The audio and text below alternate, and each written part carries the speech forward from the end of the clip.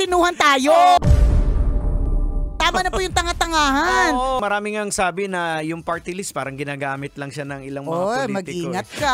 Magulo yung politika natin ngayon, kaya next year. Yun ang goal natin na makapagpwesto tayo nung talagang pinagdasalan natin. Correct. Talagang gagawa ng gagawa ng mabuti para sa atin. Pinag-isipan po talaga natin. Kasi dati parang wala lang ganito. O sige, pwede kaya na to. Friend daw to ni di ba? Okay na to.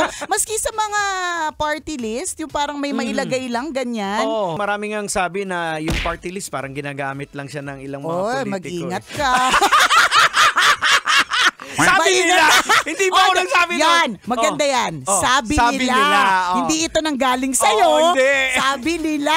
Sabi nila. Diba? Statement nila yan. Diba? Tama na po yung, kasi sabi ng ganito, kaibigan siya ni Kumars. Correct. Diba? So pagdadasalan talaga natin ang ating election next year. Natatandaan ko nung pandemic, Jex, talagang pinaglaban ko talaga na makatanggap ako ng ayuda. Maramdaman mong parte ka ng komunidad.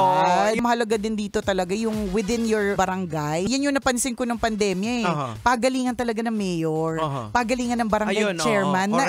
Nagkalabasan talaga yung mga magagaling, may natitira pang pondo, merong contingency plan noong pandemic. At doon mo rin nakita yung mga walay. Yung mga ngangay. Basta tali-talinuhan tayo. Tama na po yung tanga-tangahan. Yung pagiging marites mo ba, dadalhin mo pa sa 2025? Yung pagiging pakailamero mo ba, ay dadalhin mo pa sa 2025? Sagutin ang mga tanong na yan.